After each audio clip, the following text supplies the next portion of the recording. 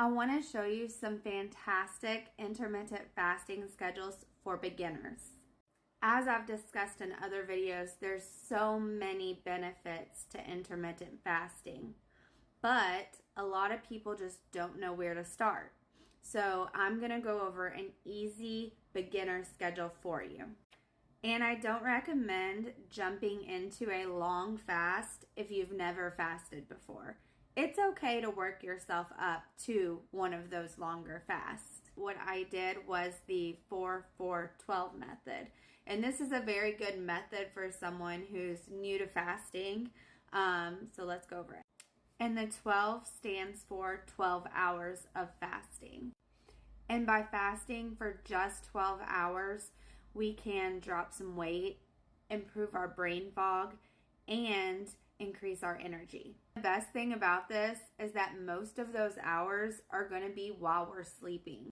Think of it this way. If you stop eating at 8 p.m. and you don't eat anything until 8 a.m., you've already fasted for 12 hours. And look, I understand this can be a change if you're someone like me who's up late watching a show, eating around 10 or 11 at night, and then up early drinking your coffee at 7 a.m. loaded with sugar and sweeteners and creamer and all the good stuff. I understand that, but stick with me. Let's start with the fact that it is actually very good to stop snacking at bedtime. You're going to sleep better and you're going to have better digestion. So unfortunately, that's a habit that we got to work on breaking. So to better explain myself, if you stop eating at around 8 p.m.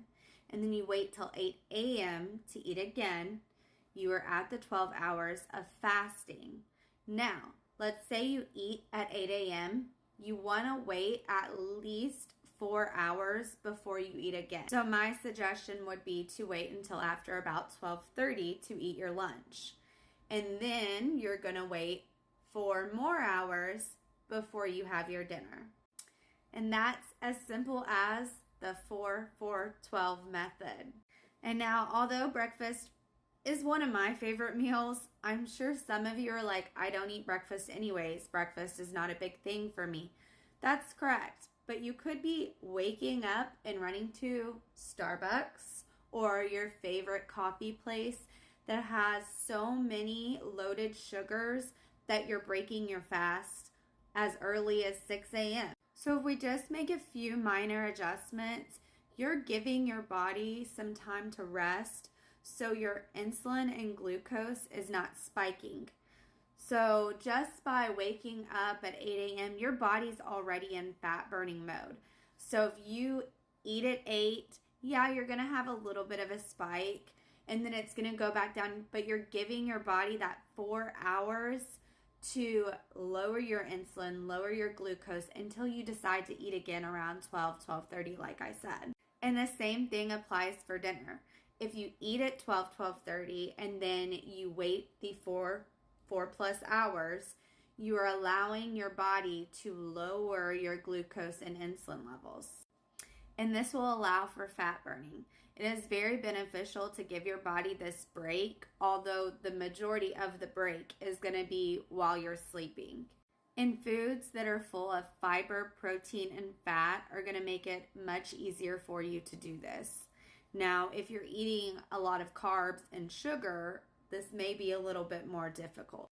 Now, if you're wanting to work your way up to a 14, 15, 16, 17, whatever number you want of hours of fasting, you really should just start small by extending your breakfast an hour each day.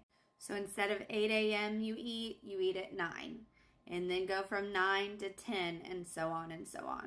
And as you move forward with skipping breakfast, as you can imagine, less insulin is going to be needed to lower your glucose, so your fat burning is going to increase. Start the 4-4-12 method. That's how I did it, and work your way up to the sky's the limit, whatever fasting hours you think you're capable of.